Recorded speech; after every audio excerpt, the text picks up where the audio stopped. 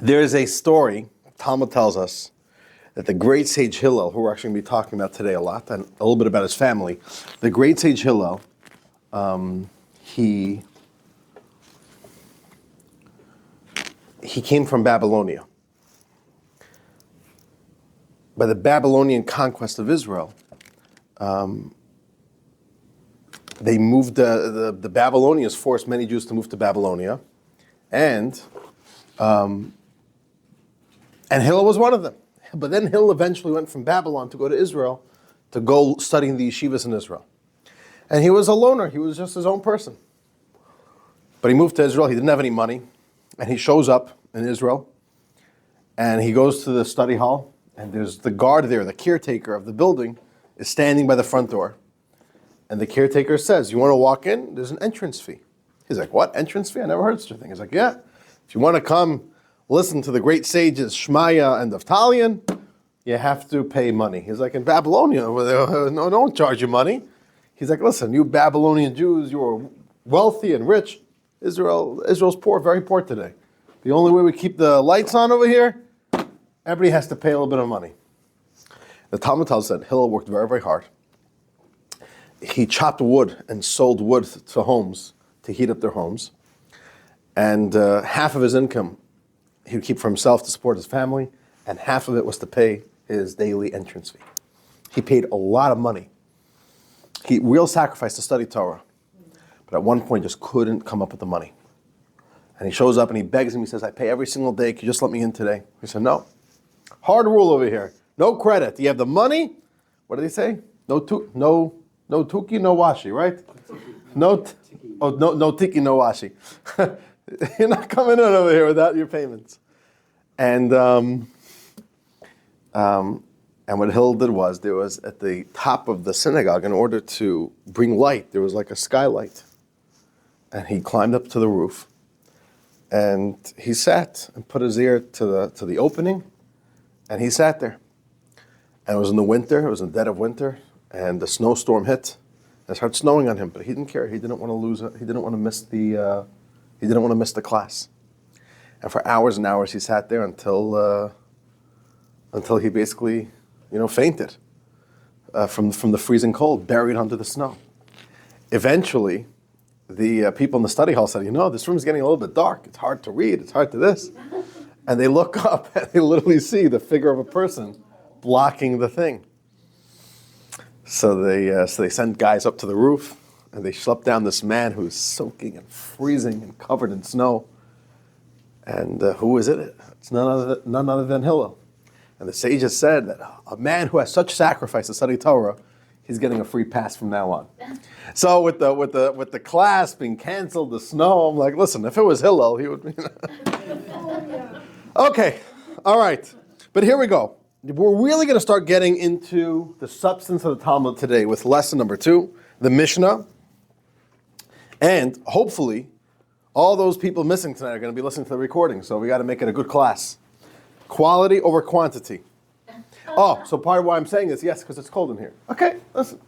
Sometimes the price to pay, There are people who go to watch football games in the freezing cold in Chicago.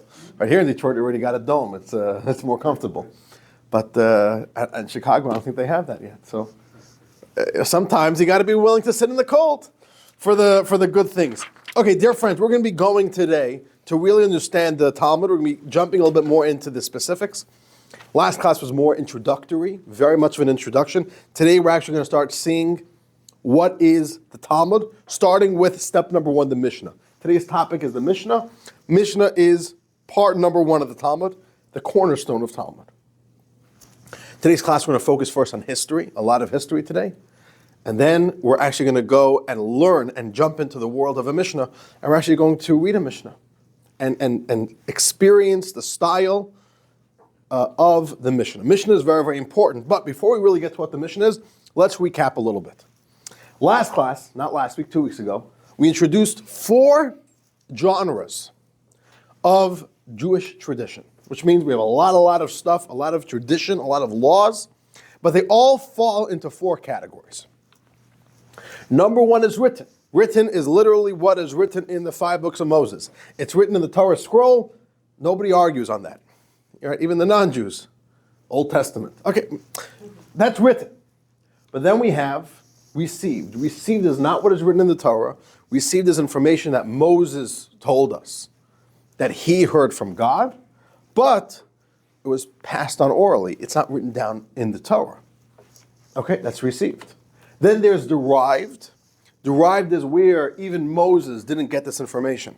But God gave us tools that we learned about last week. 13 specific tools of how, whenever there's a question in the application of Jewish tradition, the application of halacha, how to do it, you use the tools of derivation, and it allows you to apply any area of Jewish law to any new question. And it really is fascinating to see how Judaism, even up till today, but mainly in the era of the Talmud, has done this. This was what it's all about. Making sure that we could fully extrapolate, expand, and develop every single piece of Torah, and that happens in derived. And finally, there is the legislated. Legislated is where the Torah authorizes the sages and the courts of any given era of Jewish history to enact decrees or enactments, anything that will make the quality of Jewish life better. And the classic example of that is Hanukkah and Purim, two holidays that are not biblical, they're not coming from the Torah, but they were legislated. These are the 4 categories of Jewish tradition. Now, here's the key point. Only the first was actually written down, and it's called the written Torah. Everything else, the majority, the received, the derived, the legislated, is all called oral Torah. Which means that this was not information that was part of a book. Which book does this, which book contains this information? That's not the way it was. It was only passed on orally. Moses taught it to the Jews, or as it was developed and derived or legislated. It simply was something that was passed on orally. Why was it written down orally? Why was it never written down? Why was it only given over orally? Some people say, well, that's just how it was those days. Those days, nobody wrote anything down. Everything was oral traditions. But that's not the way it was. Let's start reading some text over here. All right? In your books, text 1, page 37.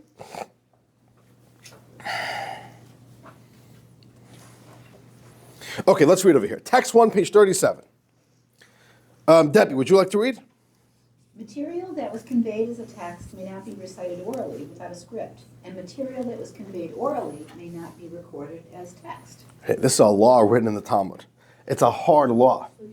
It's not incidental. Yeah, page 37. It's not incidental that some Torah was written, some Torah was only oral.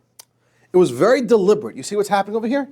If it's written, you're not allowed to say it by heart. You're not allowed to say it orally, not out of a text. By the way, that's still the law. It's problematic to say a complete verse from the Torah by heart. You have to read it out of a book.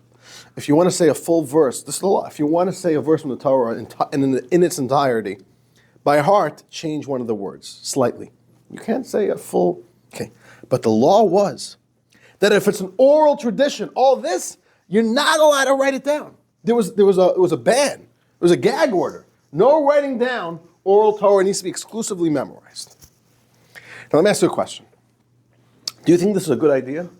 To keep literally the majority of your tradition not written down and only passed down orally? What do you say? No. Bad idea. No, yeah. Why bad idea? It's gonna change. It's losing because different people understand differently some stuff, and that's why it's constantly gonna be changed. Right, a road, things get lost. Right. It's if it's not written down, there's no proper record of it. And then you're right, it erodes, people forget it, people remember or think they understood it differently. And what then happens? You want this to survive? So people are very, very skeptical, and it's a fair skepticism that this model is not a good model. Why would you want it to be oral and not written down? And also there's a question of, could we even trust a system that is shared this way? If we're only relying on people's memories, is that really a way to keep the integrity over here? Okay, now, spoiler alert, at some point in Jewish history, it did get written down. But how long did it take until it actually got written down? Want to give a guess? How long did the system work? Of written is exclusively written, oral is exclusively oral. Only human memory. I mean 25,000 years. 2,500. 2,500 years. 2,500 years. Wow, that's a high guess. No, wait, look, let me change that. About 2,000 years. 2,000 years. Do you think this system works for 2,000 years? Keeping its integrity? You said it was a bad idea. Right. Right. It's not ideal. You say it's not ideal. Right. Yeah. That's what I think. I think it took that long. So let me first tell you why this is the ideal. Why did God choose it to be this way? The reason why God wanted it to be this way is for this reason. And I want to help you realize something very, very powerful. The oral Torah system, which means no books are published. There's no Jewish bookshelf. There's only the 5 books of Moses, okay, and the prophets and the writings later on, but there's no Jewish bookshelf. Everything is only memorized in the hearts and minds of Jewish people. This lasted for more than 1,300 years. It's not 2,000, but still more like 1,400 years. All right, that's a third of Jewish history, even more than a third of Jewish history. It's a long time. And the system worked. Now, why is it ideal? There's a few reasons why it's ideal. And there's a few pitfalls of writing it down. If you think about it logically, you realize it right away. What's the problem with taking all this information and putting it into books? What then happens? People are excluded. Perhaps they don't have the books. They're People are excluded if they don't have the books. right. It seems like it's another hurdle to be able to learn. No, but oral is also a hurdle. You have to go, you have to find the study hall, you have to, But it's not open access. I think, I'm going in the other direction, that oral forces us to discuss it. Oral forces real participation. See, there's a big risk of writing things down, and the Talmud writes about this risk, and indeed it happened. Which is once it's written down, the urgency to actually learn it goes away. Is everybody running to read Wikipedia pages? Okay, well, some people just for fun will go and read Wikipedia pages. But usually, there's no urgency to read Wikipedia pages. Why? Because it's there. Whenever I need it, I'll get it. So I don't need to read this page. When I need to know about it, I'll Google it and I'll go to the Wikipedia page. That's what happens. Torah is in a book. You put it on a bookshelf. I don't need to know it. It's there in a book. When I need to know something, when I'm interested in knowing it, I'll pick the book off the shelf. What it does is the moment you put things into a book, it's okay. There's no urgency. Everybody, there's a big separation between me and the material. God wanted that the majority of Torah should live and literally breathe inside the hearts and souls and minds of the Jewish people. There's an urgency. If I know Torah and I don't teach it, that Torah becomes dead with me. It's a scary thought. I have a responsibility to teach Torah to the world. And on the flip side, if I don't know Torah, I'm a link in the chain. This very deep urgency. You understand what's going on over here? It's my duty to go learn Torah. So the passion and the sense of personal responsibility and the effort that Torah being oral created is what Torah is all about. This is not about having a lot of wisdom. We have got lots of smart ideas written in books that I never read. I don't know if I ever will read. No, it lives in me. It lives in every single Jew. And if I have a child, it's my responsibility to make sure that that child knows Torah. And if they know Torah, then Torah lives on for another generation.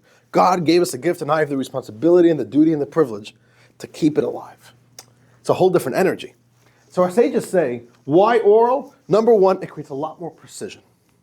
Teachers are motivated to teach, and teachers are motivated to teach with precision. I want to make sure you get this properly.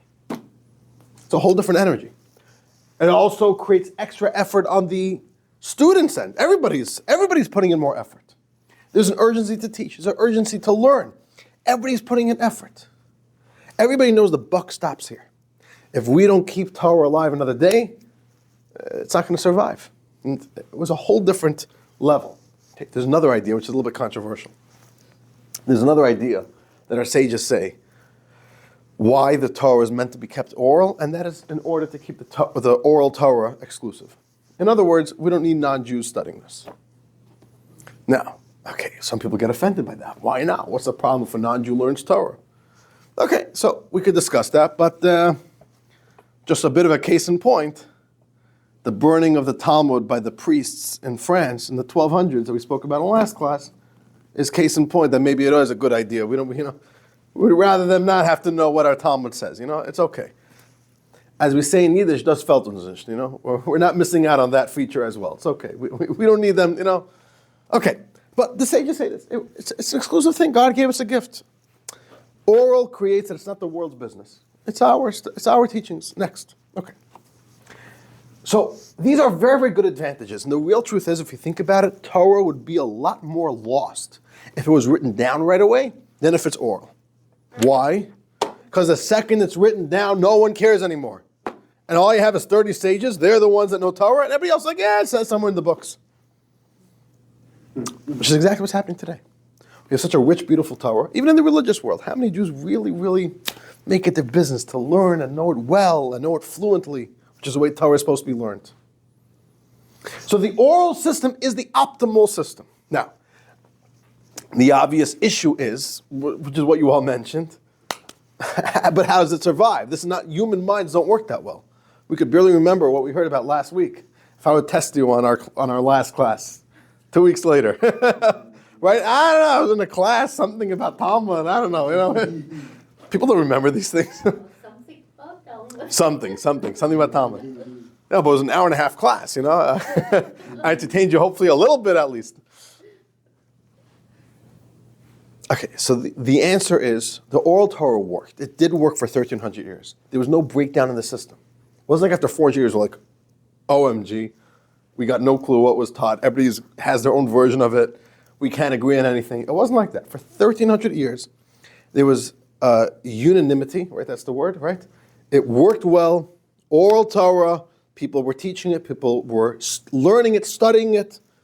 Teachers, students, parents, children, it worked well. How did it work well? And the answer is 3 ingredients. And I want to first give you this Torah. I want to go through those first 1,300 years of Jewish history. From when Moses gave the Torah on Sinai till today, what did that look like? How did the oral Torah survive? And it's very critical to understand this. There were 3 ingredients that allowed oral Torah to work. Number 1, I want you to follow along with me over here. Condition number 1 is all Jews need to be centralized. All Jews need to live in one area, which is what happened. 40 years in the desert, right away the Jews go to Israel. Jews are in one little piece of land. So we don't have Jews all over the world, and the Jews of Yemen are not talking to the Jews in France. No. This is all Jews. There's good communication, open communication, and all Jews living together. That's key number 1, as we're going to see soon. Key number 2 is that the living conditions, the quality of life for the Jewish people needs to be comfortable. Meaning, practically, Jews can't be having to deal with anti-Semitism and pogroms and persecutions that don't give them time to live like normal lives. And Jews, there needs to be a certain affluence, a certain comfortability in the Jewish community. Why? It's like that Jews could make studying Torah a top priority of life. Okay, so there has to be comfort, affluence, and just a certain environment that is conducive for Jews to sit and study Torah as a tremendous focus. And number 3, there needs to be a Sanhedrin, the Supreme Court in the Holy Temple. Now, we're going to see soon, we're going to walk through all these 3 and we're going to see how it works. What we have to realize is that studying Torah back in the day, when it was only oral, was treated with a whole different respect, which is, I already spoke about this, I already mentioned this, but people don't go to a Torah class once a week, and then if I'm out of town, I'm not coming, and if it's too cold, I'm not coming, and when I'm coming, I'm half on my phone. Whatever, and it's interesting, if it's a topic that I like, I'll come. If it's a topic that I don't like, I don't come, right? The culture, Jewish culture, was that the most important thing you could do is study Torah. And a Jew would wake up in the morning and go and daven Shacharis, and before they'd go to work, they'd go to the synagogue and study for 2 hours. Then you work for a few hours. Then you come home, you eat dinner, and you go back to the shul to study for another 2 hours. 7 days a week, minimum 4 hours of study. That's intense, no? It's a whole different lifestyle. And it's not just some Jews doing this. Every single Jew studies Torah. And the moment a child is 3 years old, they're studying Torah. What does this do?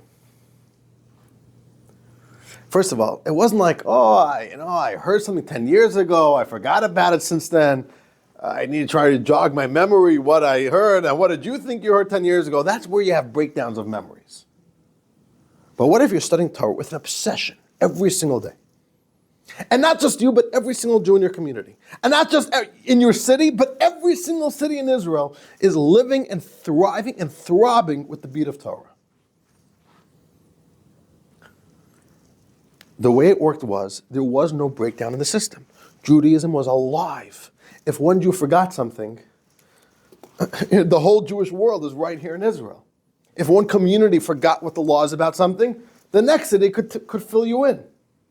There was enough checks and balances, or there was enough, it was airtight. There was so much learning Torah, there was just no break in the communication. Does that make sense? Yes. But in order for this to happen, Jews need to be centralized, living in the land of Israel, and Jews need to be able to study properly. And there needs to be study halls and sages who are teaching and creating this.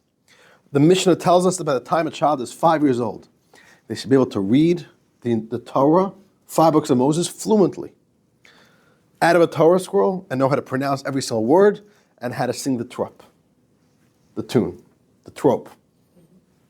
And 5 years old. By the time they're 10, they should master the entire Mishnah. By the age of 15, they already know all this. They weren't messing around there. It was real business. The number one priority, what it means to be a Jew, is that I am the gatekeeper of our tradition. And if I don't keep it alive, it's going to die. And that means that God's gift to us is gone. It was a whole different level of urgency that the Jews lived with. It was a labor of love, but this is it. There's no writing it down. It lives inside of me.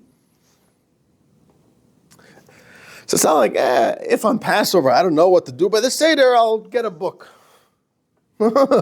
It's your problem, you understand? This is how it worked. Okay.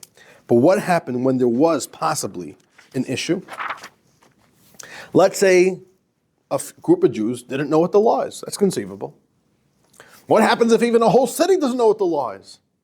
I don't know, it's been 10 years since this law was relevant. Since then, we don't really remember what happened. And this is where the Sanhedrin was key to keeping the integrity of the oral Torah going.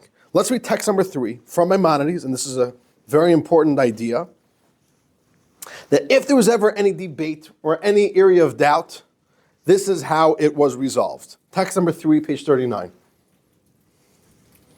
Go for it, Stuart. Oh, all right. As long as the Supreme Sanhedrin functioned, there were never prolonged differences of opinion among the Jewish people.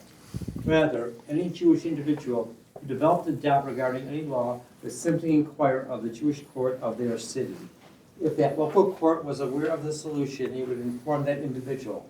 If not, both the questioner and the court or its agents would ascend to Jerusalem and pose the dilemma to the greater court that held session at the Temple Mount. If that court knew the answer, it would supply it. If not, the entire group would proceed together to the higher court that held session at the entrance of the temple courtyard. If it knew the solution, it would supply it. If not, they would all proceed to the chamber of hewn stone in which the Supreme Sanhedrin held court and posed the dilemma to the Sanhedrin. If the resolution of the matter that was unresolved by all previous courts was known to the Sanhedrin, they would provide the decision immediately. If the matter was unclear to the Supreme Sanhedrin, its members would deliberate on the spot, debating back and forth among themselves until they reached a uniform decision. If they were unable to reach a consensus decision, a vote would be held and the majority position would be adopted. The Sanhedrin would then inform the entire assemblage that had posed the dilemma. This is the halakha. This is very powerful, what's happening over here. There's no such thing as there being like, oh, hey, I don't know, we forgot what the law is, and I say this, and you say that. If there's ever any doubt, number one, according to Torah law, every single city needs to have a court, where sages would be judges and hold court. One of the very important functions was, anytime there's a question in Torah law, in the tradition, in the oral tradition, you don't let that question sit around and fester. You go straight to the court. Does this court know what the answer is? Either they'll say, yes, this is the tradition we have from Moses. Okay, settled. Now we know what the final word is. But let's say something that even they don't remember. Or let's say it's a piece of derivation. It's a new area of Jewish law, and there was no halacha yet developed of how to deal with this. Okay, so then he would escalate it. You go through the system of the courts. Now, what's very interesting over here is that in today's world, if you need to go to the appeals court, does the old court, do those judges, are they still involved with the case? No. We did our business. If you want to go to the appeals court, go. We don't care about you anymore.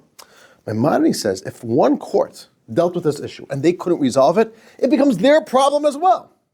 The court has to go with these group of Jews to Jerusalem to escalate the issue. And then within Jerusalem itself, there were multiple levels of courts. And if it needed to go to the Sanhedrin, everybody had to join. No judge could say, well, I don't know the answer, go to the next court. If you don't know how to deal with this, you join the party. Ultimately, if there's any question and it couldn't get settled at a lower level court, either because no halacha was made, or maybe because it was an issue which really the memory was forgotten. You need the big guns, you need the big sages to come in and tell us authoritatively what is the tradition.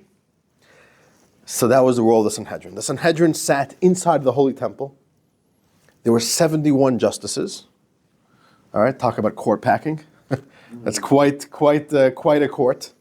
And this was one of their big jobs. There's a question in Jewish law, right away deal with it. And you didn't go to court, they tell you come back in 8 months. You didn't make appointments. It happened very quickly, on the spot. This is an issue which we have to deal with.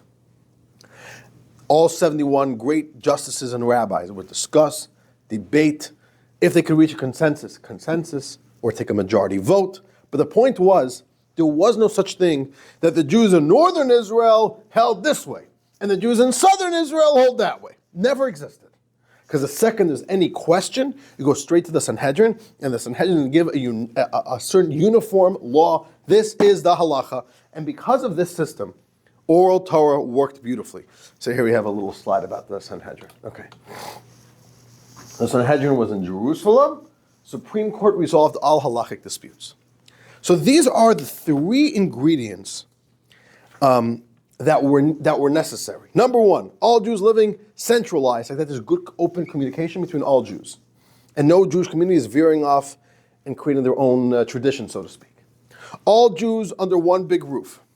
Number two, Jews are able, and there's the right environment, Jews are studying properly, keeping Torah alive. And number three, the Sanhedrin, to make sure that everything is always staying in check, and always making sure that the Jewish tradition is staying on the beaten path.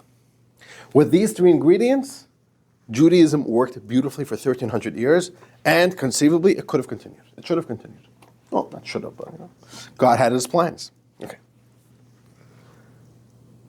How does that sound so far? Good. Sounds good. Okay. But then, just around the turn of the Common Era, the beginning of the Common Era, Jews faced a new form of persecution from the Romans. The Jews finally came face to face with the Roman Empire. Okay. Now, Jews faced persecution and issues before. There was the Babylonian exile. There was the Purim story with the whole story with Haman. There was a lot of drama even within the land of Israel that the book of prophets tells about.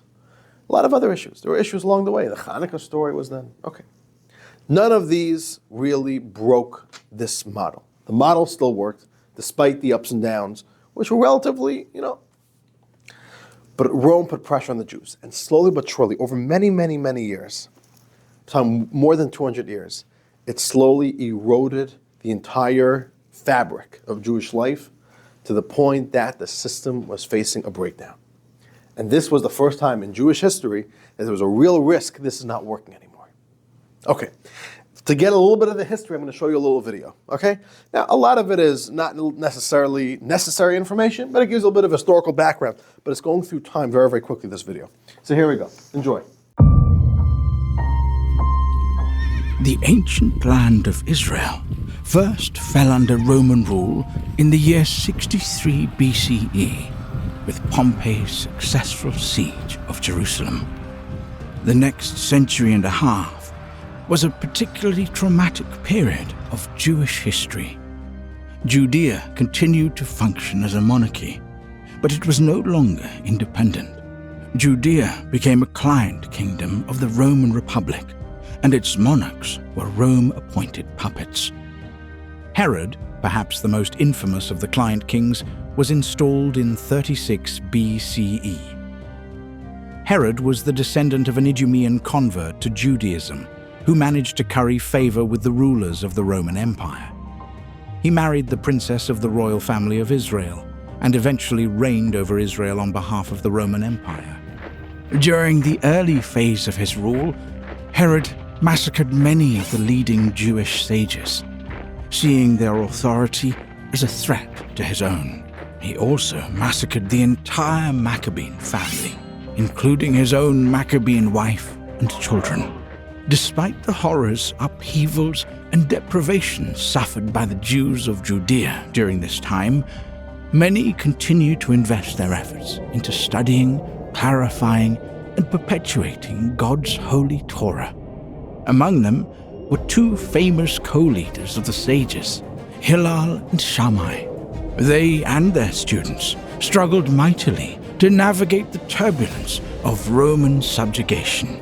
Following the death of Hillel, his grandson Rabban Gamliel served as both spiritual and communal leader of the Jewish people.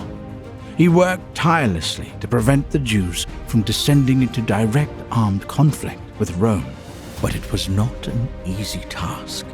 Roman excesses repeatedly drove the people to the brink, but on each occasion, disaster was avoided. Finally, during the reign of the Emperor Nero in approximately 68 CE, the dam broke. Assorted factions of Jewish fighters rebelled against their Roman oppressors, dragging the entire land of Israel into merciless war. By the war's end, the Jerusalem temple lay in ruins. Hundreds of thousands of Jews had met violent deaths, and hundreds of thousands more were carted off into slavery. But the Jews were resilient. The surviving population flung itself into the task of recovery, hampered, as before, by relentless Roman persecution. Despite devastations and defeats, the Jews lay down their swords only temporarily. Fresh tensions broke to the fore when a Jewish leader named Bar Kokhba emerged and led a second massive Judean uprising against Rome. Bar Kokhba achieved astonishing early successes that shook Rome badly. He was acclaimed by some of the greatest sages of that era to be the Jewish Messiah, but in time, Rome prevailed once more, and the Jewish army fell at Beitar. This time, the consequences for Judea were unbearably severe. Almost the entire population of southern Israel was destroyed, and the burned and brutalized land was left bereft of its people. Gives a little bit of the history of just how rough it was. This was going on for a very long time, slowly but surely, really, just beating down on the Jews. Okay. Now, if we think about this issue, this crisis that developed because of Roman rule, chipped away at all three of the necessary conditions for the oral Torah to survive. Number one, they came, especially when they actually destroyed the Holy Temple and conquered Jerusalem. They literally artificially, intentionally created the Jewish diaspora. They took thousands and thousands of Jews, prisoners of war, back down to Rome. And what they did is they wanted Jews to not be centralized anymore. They wanted to break the Jewish stronghold by breaking that whole, don't live in Israel anymore. And they literally created Jewish communities, they pushed Jews to move to different areas. They dumped Jews all around the world. That's what Rome did. The moment you don't have Jews together, the whole system of having an oral tradition doesn't really work anymore. It's a big issue. Okay, that's number one. Number two, the Jews were so stressed out. Look what's going on over here. There's crises again and again, day in and day out. Jews did not have the comfort anymore, the affluence. It was terrible poverty and hunger. This is not the environment that long term is sustainable for Jews being able to keep the oral Torah alive. Not only, and then number 3 with the Sanhedrin, Rome, depending, in general, part of the issue with Rome was that one day you could wake up and one day life is good, the next day you wake up and you hear that in Rome, the emperor got assassinated, new emperor, totally new rules, and what happens? This emperor decides he hates the Jews. Every single day was a different story. There was no consistency. And Roman rulership was really, really, really sucked in this way. But Rome eventually went after the sages, as we saw in the video. Herod at some point killed out almost every single sage alive at some point. The whole idea of Jewish life and Torah learning thriving eventually just got chipped away. The whole idea of the Sanhedrin being able to meet at the Holy Temple with impunity, whenever they wanted, also didn't work anymore. And eventually it got really, really bad. Okay. Just a little text, just to show you a little bit over here about how bad things got. It was like this.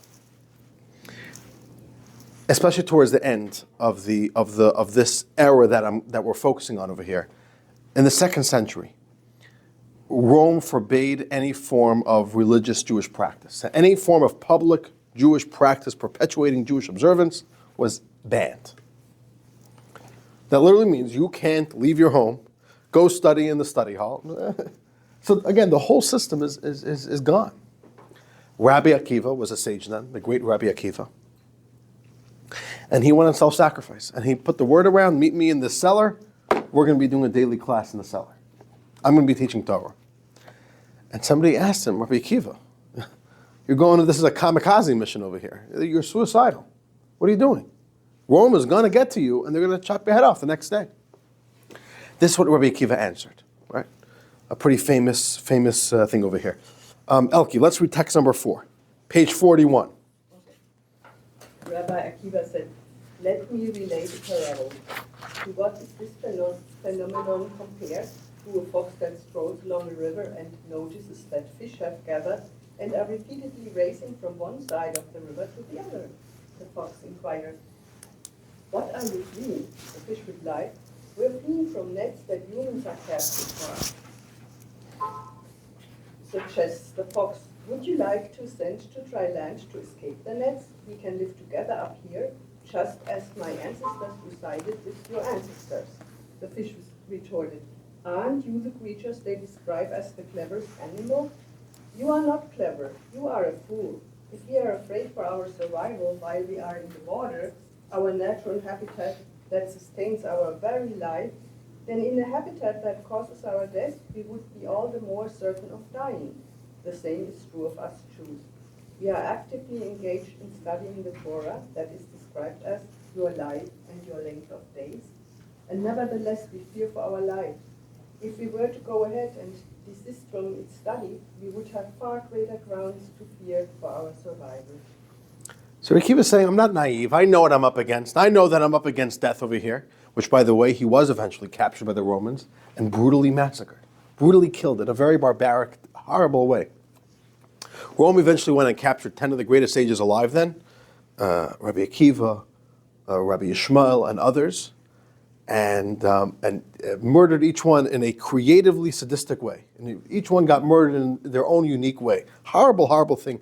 And we memorialize them each year on Yom Kippur, these 10 holy martyrs from this era. But Rabbi Akiva said, what other choice do we have? If we don't teach Torah, then we're for sure dead. Which means, what do we have left? There's no Judaism tomorrow. There's no Judaism for our kids if we don't share this Torah. So the sages had unbelievable sacrifice to push the limits and to try to keep Torah alive for as long as they can. Okay. But ultimately, it was slowly falling apart. It wasn't working well. What changed? Okay. In the mid-2nd century, so the 100s of the Common Era, right? So almost 2,000 years ago, comes along a man who was the greatest of the greats. They say that if this man if he lived in the times of Moses, he would have been Moses. His name was, let me introduce you to him. His name was Rabbi Yehuda Hanassi. Rabbi Yehuda, this Hanassi means the prince. And he also became known as Rabbeinu HaKadosh, which means our holy Rebbe, our holy teacher. And he was also known simply as Rebbe. Now, this is a time when there were a lot of sages alive, and they all went by a name, Rebbe something. Only one person in the entire history of the Mishnah, the Talmud, could just be called Rebbe, and he's the Rebbe. That was Rabbi Yehuda Hanassi. There were actually only 3 people in all of Jewish history that you could simply say the word the Rebbe, and there was only one person, Moses. Moses was simply the Rebbe. Moshe Rabbeinu, right? Moses, our Rebbe. He was the Rebbe. Rabbi Yehuda Hanassi was simply Rebbe. And the Rebbe. Very interesting. Only 3 people in Jewish history that ever got that you could say the Rebbe and everybody knows who you're talking about. You don't have to start giving names. All right, very, very interesting. Rabbi Yehuda Hanassi is born into this crazy, chaotic world, an unstable world. He was an unbelievably gifted person. And let's read in text number 5 the way Maimonides describes who this great man was. Text 5, page 44. Anna, you could do it. He was unique in his generation, singular in his era, filled with all of the pleasant and desirable good character traits, to the extent that he earned the great merit, whereby all the people of his own generation referred to him reverently. Rabbeinu HaKadosh, our holy teacher, his name was Yehuda. He was entirely complete in wisdom and virtue. In fact, our sages stated that they have not seen such a combination of Torah and greatness in a single individual from the days of Moshe, Rabbeinu, our teacher Moshe, until Rebbe, the teacher. This is in Talmud. This one. He was perfect in piety and humility, and he distanced himself from material pleasures. He was eloquent in speech, and his knowledge on the holy tongue, biblical Hebrew, was so far beyond of other people that the sages would learn the meaning of unfamiliar words for scripture from the terms used in casual conversation by Rabbi Yehuda's personal servants and attendants. Okay, basically, picture perfect over here. Rabbi Yehuda Hanassi was simply unbelievable. Number 1, he was a great, great Torah scholar. That was number 1. Number 2, he wasn't just a great scholar, he was very, very wealthy. So he had also like political sway and prestigious sway, right? Wealthy people, at the end of the day, there's a certain pedestal that they get the luxury to stand on, and Rabbi Yehuda was the wealthiest Jew alive in Israel then. Unbelievably wealthy. He was a genius of a man, not just genius, but then he also had unbelievable charm. People loved him, and people gravitated to him, and sages looked up to him. And if Rabbi Yehuda said something, it held tremendous weight. Oh, if Rabbi Yehuda Hanassi said this, we listened to him. He was the leader of the people of his times. Not only that, he even had political relationships with Rome. The emperor, and historians are conflicted exactly which emperor it was, because emperors came and went pretty often those days. But there was an emperor that he was very close friends with. And they would speak a lot. So he had this unbelievable ability of connection and power. And beyond that, at one point of his life, Rome actually paused all of the persecution against the Jews, and a few good years of very, very relative peace and quiet and tranquility returned to Israel. And it was at this time that Rabbi Yehuda Hanassi made a critical decision. he reached out to all the leading sages from every single Jewish community, from all the diverse Jewish communities. And he said, I want all of you to come to northern Israel. He lived in Tiberia and Tiberias, northern Israel. I want you to all come to Israel. I'm making a committee. We're making a conference. And there's no end date to the conference. I'll take care of you. I'm going to put you up.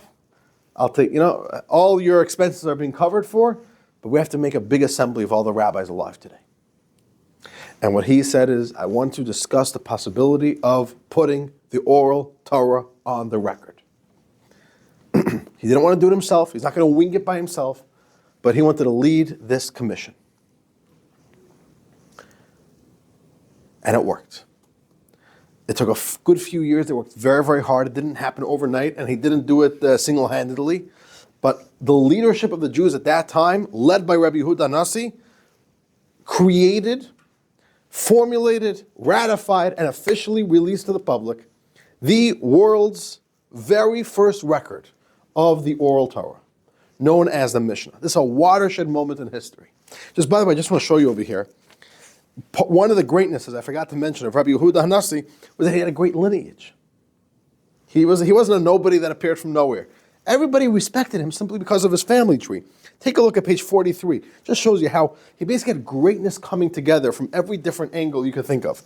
Page 43, on the bottom we have Rabbi Yehuda the Prince, Rebbe. He lives, he dies approximately the year 200. But where does he come from? Look at the top. He's a grandchild of Hillel, the great Hillel, the one, the only, the great leader of the Jewish people. And he goes through the line of the great Jewish leaders that flow from Hillel. Shimon ben Hillel, which actually we don't really know anything about him. Rabban Gamliel, the elder, a very important Jewish leader of the Jewish people at that time. Rabban Shimon ben Gamliel, who was murdered by the Romans. Rabban Gamliel of Yavne, he was critical in recreating the yeshivos, the study of Torah, post the destruction of the temple. Rabban Shimon ben Gamliel II, and then we have Rabbi Yehuda the Prince. This was somebody who was great himself, came from greatness, and it was the perfect crossroads of the right people, the right time, and the right talent to come together. And what he decided is, we need to have an authoritative text. And it was very prophetic, because if he didn't do that, there was no question, the oral Torah model was stopping to work. And we all know it didn't get any better from then. The diaspora only went further.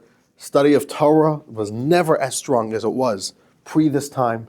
And the Sanhedrin got lost. We just don't have a Sanhedrin.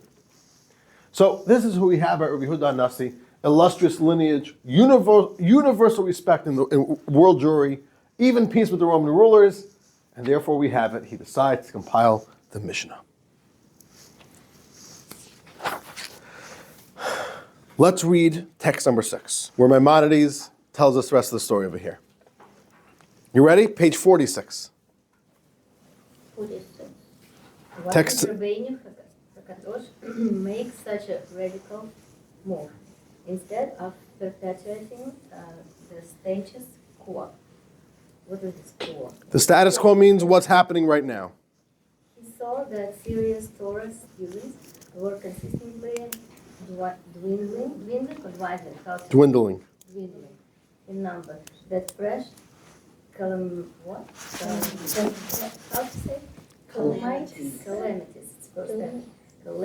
were constantly striking, right? The Jewish people, that the oppressive Roman Empire was spreading throughout the world and becoming ever more powerful. And then the Jewish people were forced to wander for apart and disperse to the furthest ends of civilization. He therefore composed a single compendium that would be available to everyone, so that the laws could be studied quickly and not be forgotten. Okay. Very, very good. So now I want to go through with you what are the big keys. Now look at this. This is a handwritten text of the Mishnah, pre-printing presses. I don't know the exact information on this, but this is found. Okay, at some point, some library, maybe Cambridge or something, added the number so that it has a tag. But I don't think that's part of the Jewish record. But over here, This is the opening page of the Mishnah. We have a surviving manuscript. Jews, this is the Mishnah that Rabbi Huda Nasi gave to us. Now, what did he want to do in the Mishnah? And what was the big effort that he did in formulating the Mishnah? Number one was creating a halachic consensus. One of the big breakdowns that happened during this era, in the 200 years before this critical moment, was that for the first time in Jewish history, we have disagreements. When you don't have a Sanhedrin, then what happens? We have no way to resolve issues. So if Hillel's yeshiva came to one conclusion about a Jewish law, and Shammai's yeshiva comes to another conclusion of Jewish law, what are you going to do? Who's going to solve this? And that's where you start having debates. You see? We have no Sanhedrin and also a lack of communication. When there's a cohesive Jewish community, and there's a lot of discussion, and all the Jews are coming to the Holy Temple 3 times a year, it was a very close-knit group, even though there was a lot of Jews alive then. But it was close-knit. And it was one universal Judaism, down to the details. But because of this, there was a breakdown. There's 200 years of unresolved questions. And even differences of opinion in different communities. I follow this rabbi, you follow that rabbi. So first of all, what they did was, we have to bring Judaism up to date. All the work that the Sanhedrin couldn't have done for the past 200 years, we're now going to do that. So the first business job over here that Rabbi Yehuda Nasi and his team of scholars had to do was to create a Sanhedrin, all the great scholars of the day, and do this voting business. So what they did was they brought Judaism up to date with a final code. What is the law in any issue which there is a debate about? That's number one. Number two, to create an official oral Torah text for universal use. He saw that there's going to be Jews stuck in Cambodia, Jews stuck in Morocco, Jews going to be stuck all over the world, in India. Every single Jew should know that there's only one authoritative text. He saw this happening. We're not going to be together in Israel having a good time. We're going to be thrown throughout the world with even a total lack of communication between communities. This is going to be the universal text, and the text will help. It's never going to be forgotten. If we have a text, then it's going to stick it out. And he gave us the gift of the Mishnah. This is the moment that Judaism transitions from being oral Torah, literally, only through memory, to being now a tradition that we finally have a book. And it was done out of necessity. This was the critical moment of Rabbi Yehuda Nasi, and the real truth is, it changed Judaism. Now Judaism is book-based. Now the floodgates were open. Then now you could start writing things down, and eventually things were starting to be written down. But this was a critical moment, and he prepared the Jewish world for what is happening. And what was happening was, the good times are over. Torah now has to go down on record and be written down. And he gave us the Mishnah. Okay, I want to talk to you a little bit about the Mishnah. So what is the Mishnah? I just gave you the whole history, the whole written Torah, that until now we're able to know and learn and study and review and teach and share with our family the living, breathing teachings and laws and ethics of Judaism. Now it's written down in a book. Let me tell you some facts about the Mishnah. I want to take a look on page 49. Let's first get some figures down, okay? Page 49, let's just get a sense of what the Mishnah is like. Let's start from the bottom over here, all right? Let's start from the bottom. The Mishnah was written with 200,000 words. Do you think that's a lot of words for all of Judaism? What do you say? How much is like an average novel? Hard to know. 200,000, it's like 2 large novels, 200,000 words. It's a lot of words, but it's also not that much. 200,000 words, okay. And then there's something called Mishnayot, or Mishnahs. A Mishnah, okay, this is confusing over here. Mishnah refers to the entire body of work, is called a Mishnah, but every single paragraph is also called a Mishnah. And Rabbi Yehuda Nasi split up this 200,000 words into specific paragraphs called a Mishnah, or Mishnayot, and there are about 4,200 of those. So 4,200 paragraphs in the Mishnah. Those are organized in chapters, 525 chapters. 525 chapters are within 63 tractates. Every single tractate is a different topic. And those 63 tractates are in 6 orders, which means one order could have 10 tractates, and it's all about a theme. So the order is like a big set. This is one set with these tractates in here. Take a look over here on page 50. The imagery that we could use for what the Mishnah is from the menorah in the temple. The menorah in the temple did not have 8 branches like what we have in our menorahs for Hanukkah. That's 7 branches. A central pillar, a central branch, with 6 branches emerging out from it. And that is the imagery we could use. Chassidus gives us this imagery for what the Mishnah is. The center beam, that's the Torah, the written Torah. But then extending from there are 6 specific orders. Let's go through them from left to right, all right?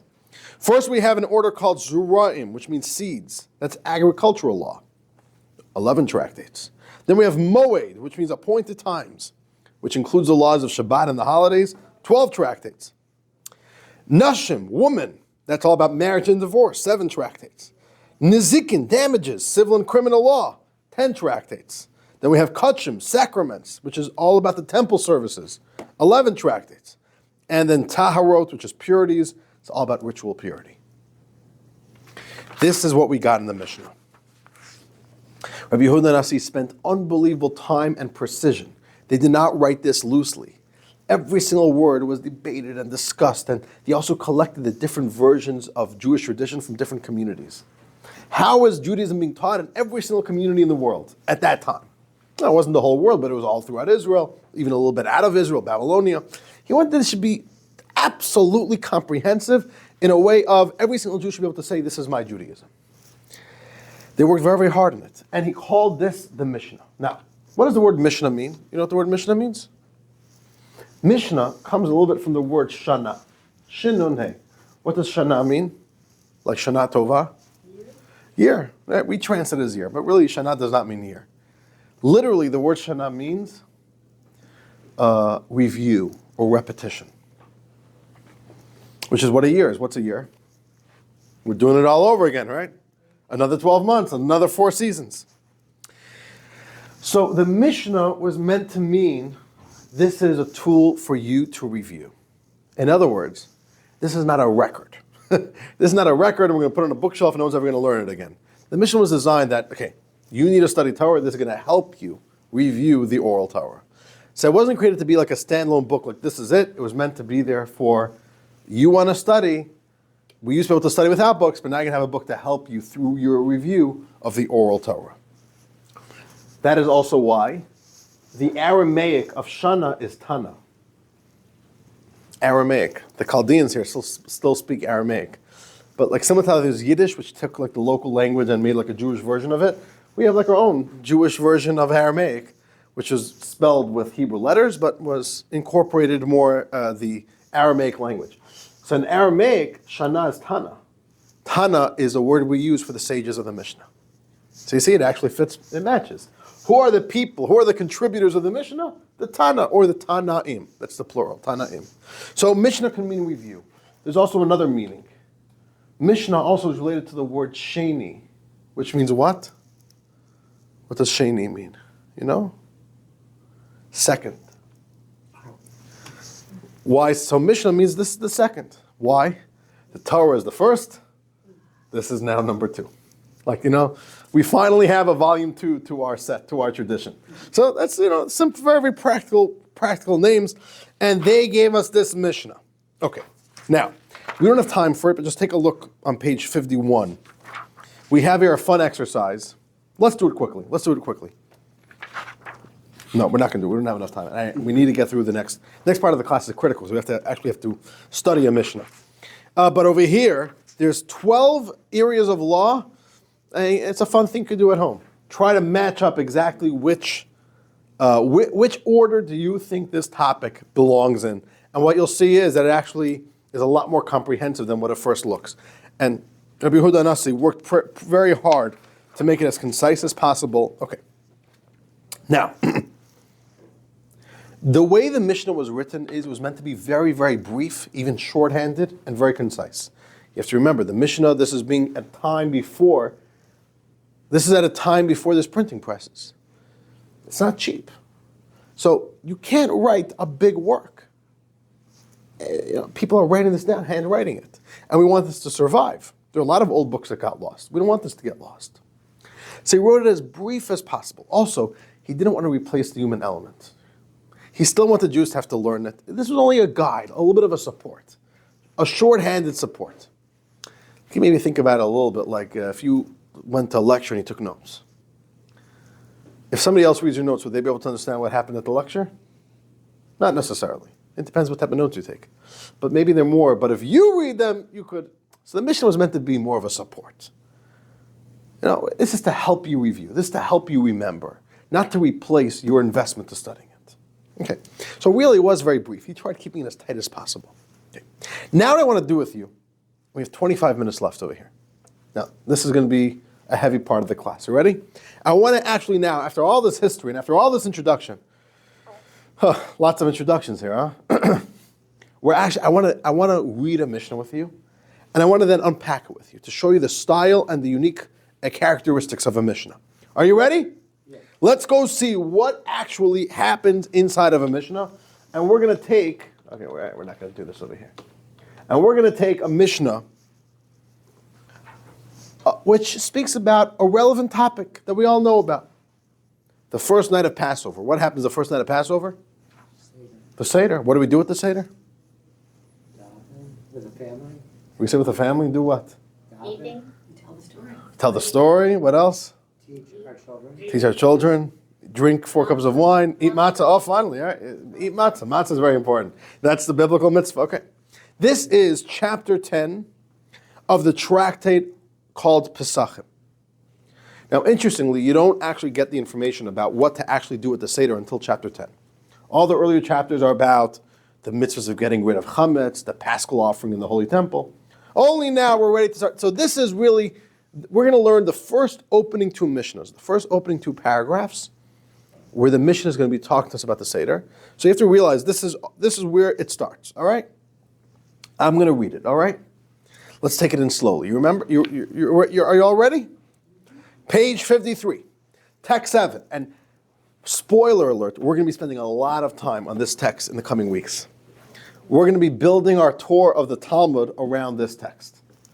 So don't worry, we're going to be reading it again for the future classes, but take it in. Let's really focus here and take in the text, take in the nuances of the text, because we're going to be having a fun time with this. You ready? All right, text 7, Passover laws. Says the Mishnah, we must refrain from eating on the eve of Passover, from close to the time for reciting the mincha prayers until after darkness has fallen. Even the most destitute person in the Jewish nation should not eat unless he is reclining. He should not be provided with less than 4 cups of wine, even if he is being supplied by the public food bank. When they pour him his first cup of wine, according to Beit Shammai, he should first recite the blessing over the festival, and then the blessing over the wine. According to Beit Hillel, he should first recite the blessing over the wine, and then the blessing over the festival. How does that sound for a Mishnah? Sounds exciting? Sounds good? Any issues? No. Any questions? All right. Simple. Simples. Sure. Right? You could. This is manageable, no? Okay. This is part of Moed. This is Moed, yes. Pesachim is in Moed. It's the 3rd tractate in Moed. Okay. I want to show you this Mishnah, and I want to unpack it with you and show you some very, very characteristic features of the Mishnah right here in this sample Mishnah. Okay. If I would tell you to write down Jewish law, and you're going to be writing about the laws of the Seder,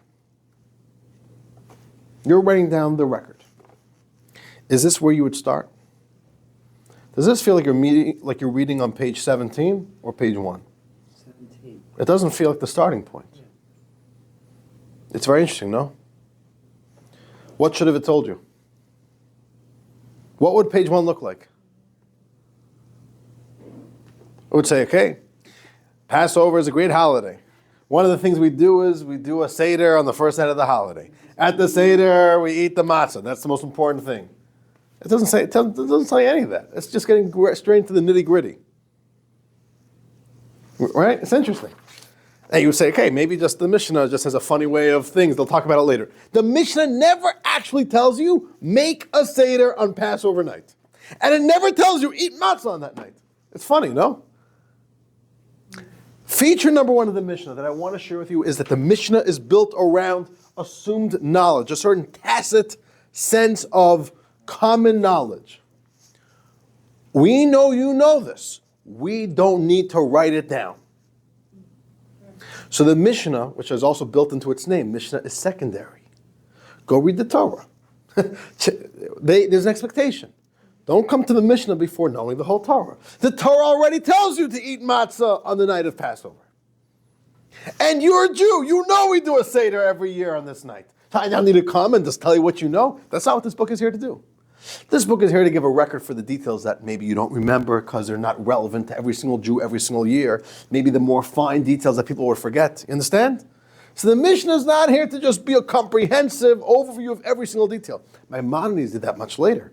Maimonides was the first one to create an organized, comprehensive, detailed record of Jewish law. And there he has it. Okay, what's Passover? The Mishnah is not built that way.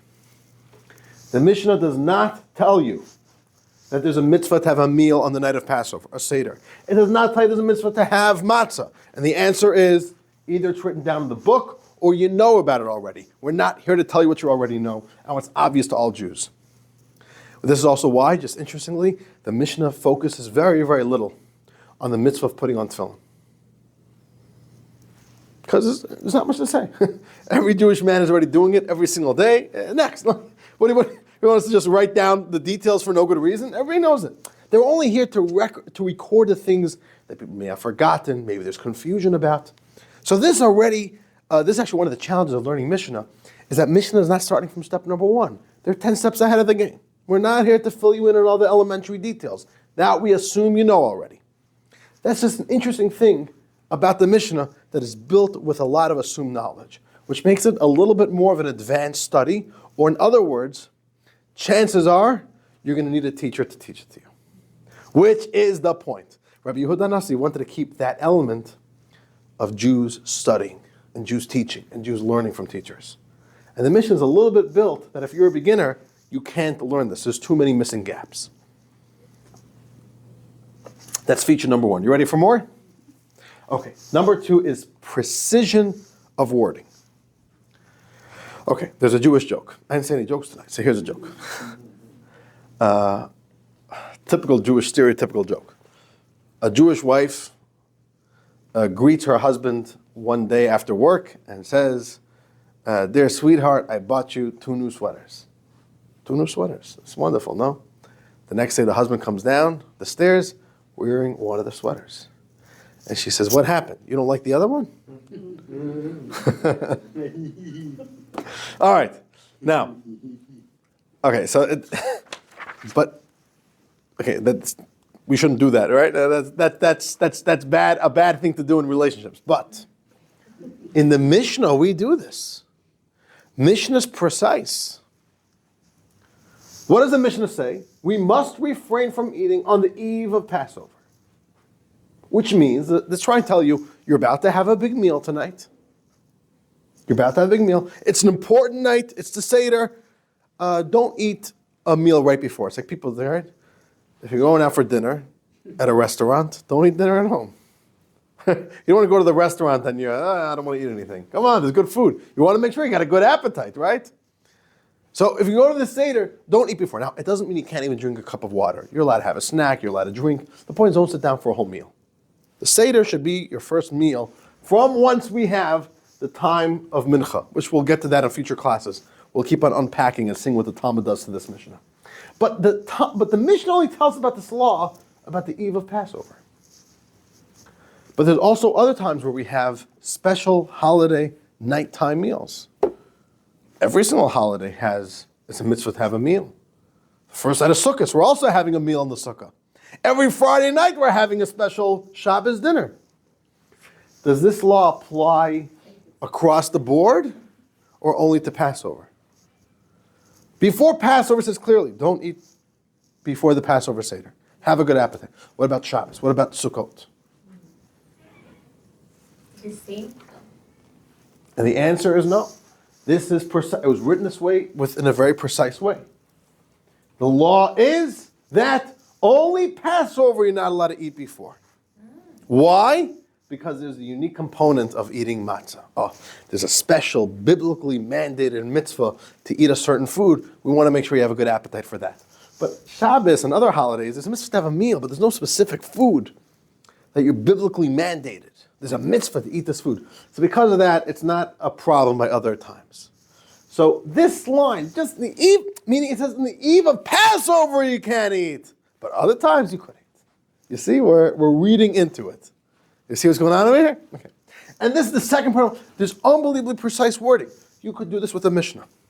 Most people, when they write a book, you can't take them to task with one word. Oh, why'd you write it this way, not that way? I don't know, I wrote it this way. What do you want from me? But by the Mishnah, you could do that. Rabbi Yehuda Hanasi and his team were very difficult at every single, even tiny nuance is 100%. It carries so much weight to it. More weight than what you think. You read it on first glance, and you read it simple. But when you realize that every single word has meaning, okay, let me show you another one. So that's precise wording. Here's another one. Let's now look at the final words. Until after darkness has fallen. So let's think what the law is. We must refrain from eating on the eve of Passover. When should you stop eating? From close to the time for reciting the Mincha prayers. And these are two words in Hebrew. Until after darkness has fallen. Okay, if the Mishnah is so precise, let me ask you a question. Are these words necessary until after darkness has fallen?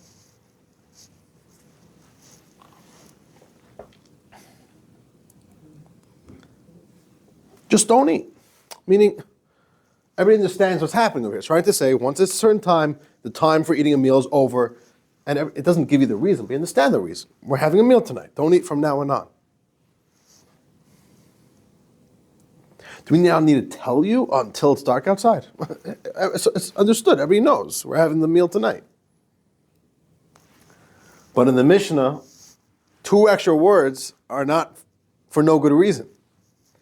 It's teaching us a law. It's what? A law. And what's the law? If I had a soapbox, I'd stand up on my soapbox right now. The law is that you don't do the Seder until it's 100% dark outside. Don't eat matzah until it's 100% dark outside. If it's still light outside, even a little bit, it's like you're eating matzah in October. It's great food, nothing to do with Passover. You're not doing the mitzvah. So it's saying, yeah, don't eat all the way till it's dark. Don't start the Seder until then. It's adding a detail. Now, I know that in today's world, it's difficult. You don't want to start Seder only at 8 o'clock, 8:30 p.m. But this is the law. This is the law. The matzah doesn't count. It's not a mitzvah unless you're eating it on the right time, in the right day. If it's still light outside, it's the wrong day. You got it wrong. It's like showing up to class Tuesday night. You get A for effort, but you weren't at the class if you show up here Tuesday night. It has to be after it's dark, and that is the idea over here. Don't eat, not just until the sun goes down, but you have to wait till it's night, and then you can have the matzah. So with just two extra words, actually, the Mishnah is teaching us a whole nother dimension of the laws of Passover. Wait till it's fully dark outside. Now again, you could miss this nuance if you just read the Mishnah quickly. But when you realize that every single word is carrying more meaning than you think it is, you see how one Mishnah is really containing so much more data, so much more information than what you originally see. How are we doing so far? Good. Let's keep on going. You ready for another one? Yes. Okay, let's look at the next two paragraphs.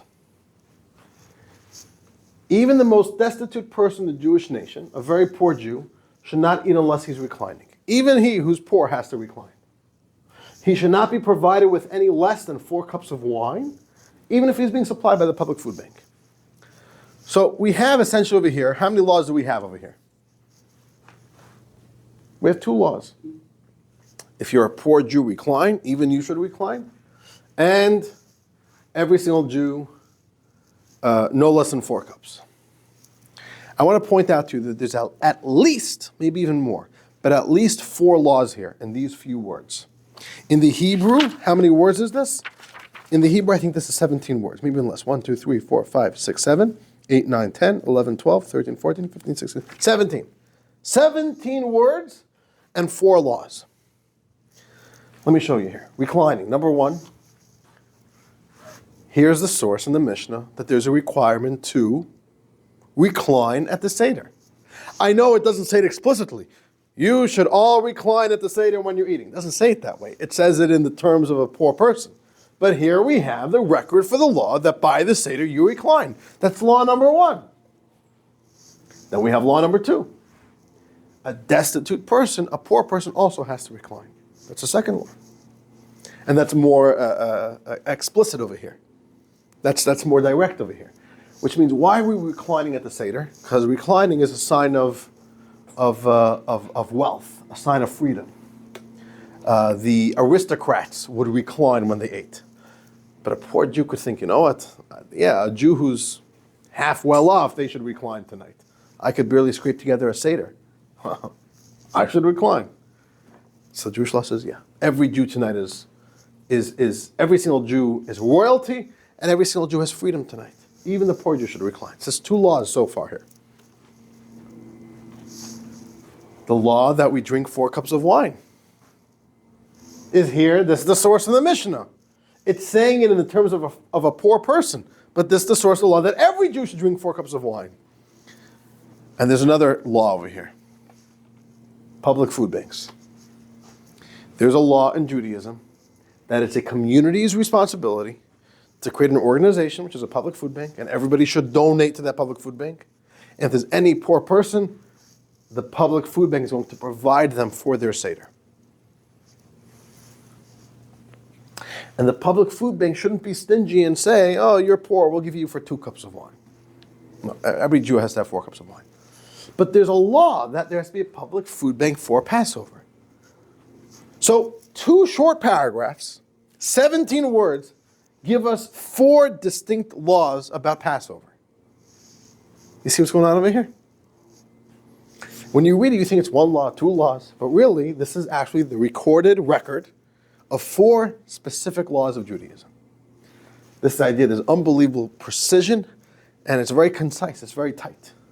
And less is more. The words carry a lot of depth, a lot of wealth of the record of the oral Torah. You ready for another one? Yeah. Okay, the final one is a little bit simple. The final paragraph of the Mishnah tells us about how do we actually begin the Seder. 4 cups of wine. It actually is the first part of the Seder. You make Kiddush. Just like we do on every holiday. First cup of wine is Kiddush, which means we take a cup of wine and we sanctify the holiday. We declare the holiday verbally over a cup of wine, and we thank Hashem for the holiday, and we declare it as a holy day. Whenever you drink a cup of wine, even if it's not in a religious setting, you want to just drink a cup of wine, there's a blessing to make. We make a blessing over all food. The blessing over wine is called Hagafen. So we have 2 blessings to make here. We have the blessing for the Hagafen. We have the blessing for the Kiddush. The simple question, which one do you do first?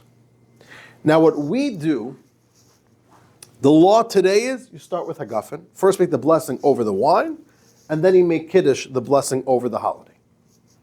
That's what we do. If you look in our Seders, we do that. Who's the one who says that in our Mishnah? That is the position of Beis Hillel, the Academy of Hillel. But the Mishnah doesn't just tell us what the law is, it also includes the minority dissenting opinion, which is Beit Shammai. Beit Shammai says, no, I think you do it differently. I think first Kiddush and then Hagafen. Now, you could think it's trivial. Well, the one guy says this first, the other guy says that first. These are actually very, very well-grounded arguments. They each came to their conclusion for a very good reason, and we're going to learn about that in future classes. But it's interesting.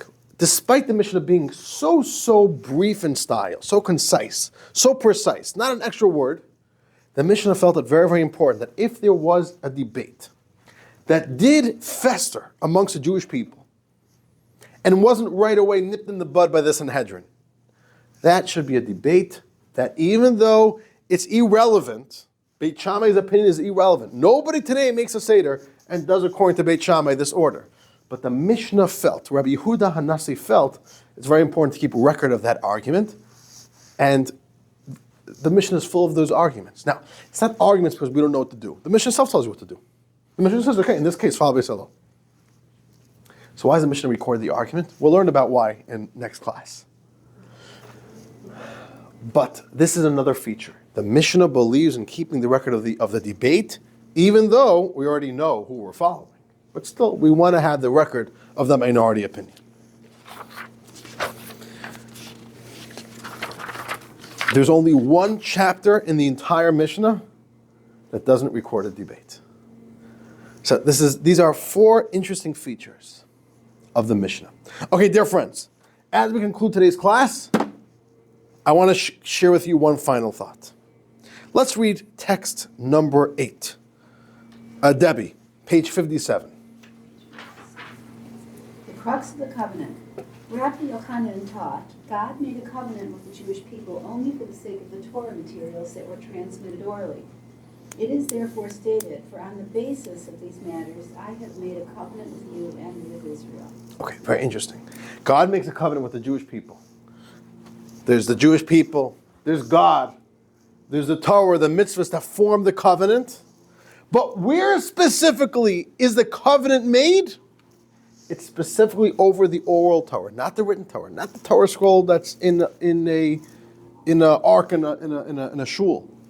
But the covenant, the bond that a Jew has with God is specifically over the Mishnah, over the oral tradition.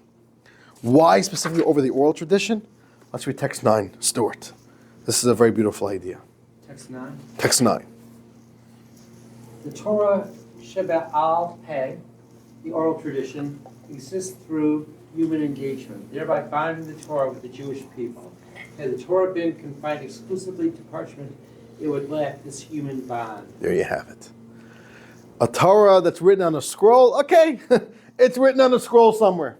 And yes, Jews will read from the scroll. But there's something very powerful to the Torah that's not written in a book, but it lives in the Jewish heart and mind. That's very powerful. So dear friends, I want to conclude with this final note for us. That the power of Torah, the bond that it creates between us and God, is not when it's written in a book, but when it's written into our minds and hearts. That's really where Torah becomes real, and that's where the covenant of Torah becomes actualized.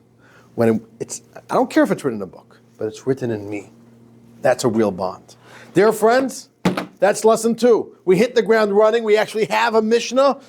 We saw it. We experienced it. Now, starting in lesson number 3, we're going to be starting to see the Talmud, which picks up from the Mishnah. Okay, I just want to share with all of you. Next week's class, and in general, come ready to use your head. It's not going to be just an inspirational class that is interesting and inspiring and you could listen with maybe half an ear open. No. This is going to be a class. I want to give you a real taste of Talmud and gear up. Bring some coffee, bring some Red Bull, whatever you need. But we're going to be doing the heavy lifting in next class. Deal? All right. That's what we got for next class. Lesson 3 next week, encrypting the Mishnah in the Talmud. Decrypting. Thank you. Yes, not encrypting. Right. Decrypting the Talmud. Going backwards. Exactly. Decrypting the Talmud. Coming up next week. Thank you all so much for joining.